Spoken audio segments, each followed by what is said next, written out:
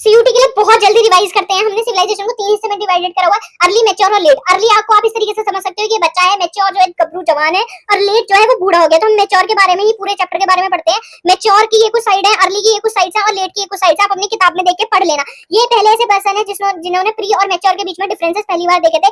Early में क्या है, हमें पोल्ट्री वगैरह मिलती है, पर इतनी कोई खास हमें चीजें नहीं मिलती, सेटलमेंट एग्रीकल्चर वगैरह कुछ इतना खास नहीं मिलता, बस हाँ शुरुआत होती है। मैच्योर में क्या एक तरीके से लोग बिल्कुल डेवलप हो चुके हैं, टेक्नोलॉजी वगैरह के साथ रहते हैं। लेट में क्या है, जैसे बुढ़ा बिल्कुल खराब हो जाता है ना, बुढ़ा आदमी की बिल्कुल ही बीमार वगैरह, उस तरीके से लेट में हर चीज हमें डिट्रॉइड होती हुई मिलती है। एग्रीकल्चर वो किस तरीके से करते थे, क्या खाते पीते थे, वो बीट बार्ले ये कुछ कॉमन क्रॉप्स है जिनको वो खाते थे। राइस मिला है बट वो इतना कॉमन नहीं मिला है। वो खेती किस तरीके से करते थे, वो अपने खेत को इस तरीके से 2 हिस्सों में डिवाइडेड करते थे। पहली क्रॉप, दो क्रॉप, एक क्रॉप को 2 बारी, मतलब 2 बारी में एक क्रॉप उगाते थे। पानी वगैरह के लिए हमें कैनाल्स वगैरह सिंध में हमें रिजर्वॉयर्स मिलते हैं। हार्वेस्टिंग के लिए वो कॉपर के टूल यूज करते थे। ऐसे टूल्स को वो कुछ पीसने वगैरह के लिए यूज करते थे। ऑक्सीजन को वो खेती में यूज करते थे। इन सारे एनिमल्स को अपने घर में यूज करते थे। और ये जो वाइल्ड एनिमल्स हैं, अभी तक हमें पता नहीं चला है कि ये मीट खुद खाते थे, एक्सपोर्ट वगैरह करते थे, बट हमें वाइल्ड एनिमल्स की बोन्स भी मिलती है।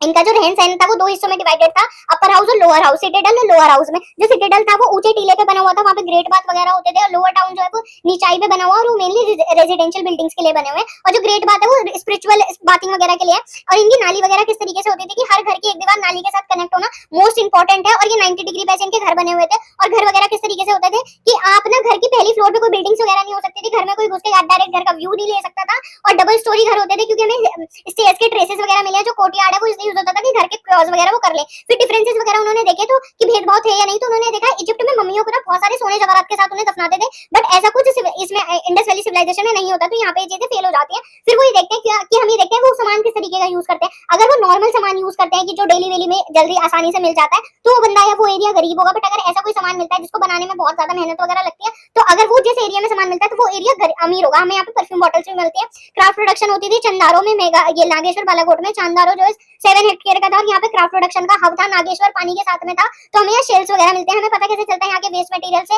रॉ मटेरियल हमें मिलते हैं, इक्विपमेंट्स वगैरह हमें मिलते हैं। क्या वो ट्रेड वगैरह भी करते थे? 3 तरीके से करते थे, लैंड से, वाटर से, और इनके एविडेंस हमें मिलते हैं सील्स पे। तो ये अपने बंदों को भेजते थे किसी एरिया में अगर रॉ मटेरियल लेना होता था, जैसे खत्री से राजस्थान से ये कॉपर वगैरह आता था, साउथ से गोल्ड वगैरह आता था। क्या इंटरनेशनली भी ट्रेड करते थे? हाँ करते थे। ओमान से हम ये निकल वगैरह का ट्रेड करते थे, मेसोपोटामिया से ट्रेड करते थे। वहां की हमने स्क्रिप्ट को पहचान लिया, पढ़ लिया, तो हमें पता चल गया।